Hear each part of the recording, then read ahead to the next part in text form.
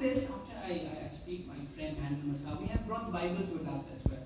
We have brought 150 Bibles, which we would like to distribute to all of you. So after this, my friend will just come 5 minutes. We'll talk about the foundation that we come from, and we'll share the Bible, and we can maybe hand over to the leader. Before I give him the time, I'd like to talk about this one story. This actually happened, okay? It's a true story. And it is so powerful. So there was a Vietnam War.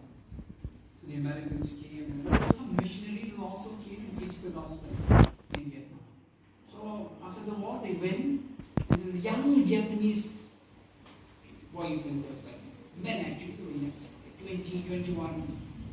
They were actually translators. So there was some, the military of the Vietnamese, after the war, whatever, they took over, right? They took over the ruling and so on, and then they captured these young Vietnamese boys who, rather men who translated. They said, you are spies. You take information from us and you give it to the Americans. So they have captured him, and they have kept him in a kind of a prison, which is, maybe if you can remember John Rambo, the movie when he's in the jungle, all with bamboos, and in the prison, the rooms are made out of bamboos and so on. So that's a kind of a prison that way where he was kept. And he was pressurized, persecuted and beaten to do what? To forget Christianity and to follow their own religion. Right?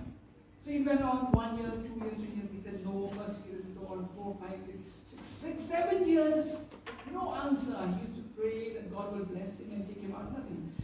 He reached a point, a breaking point, right? Where he says, God, I'm not going to read, I'm not going to pray anymore. They have taken my Bible. I don't have anything. I prayed 8 years, 7 years. You have not answered me. I'm going to, and I'm going to accept their religion. So the commander, the chief of that prison, asked him to go and clean the pigsty. So he went and cleaned the pigsty, and as he was cleaning, he saw a small sheet of paper and it was written Romans. His heart was beating so fast, he took his hand and Romans, it was very, muddy and so on, and he took his hand in the water and he took that paper and kept it in his pocket somewhere. His heart was beating, and after 7 years, he saw one English word, Roman. And as he went for his dinner and he slept, he could not sleep definitely around 2, 3 a.m. Those light, bright night light from the moon just came from those, gap in the bamboos.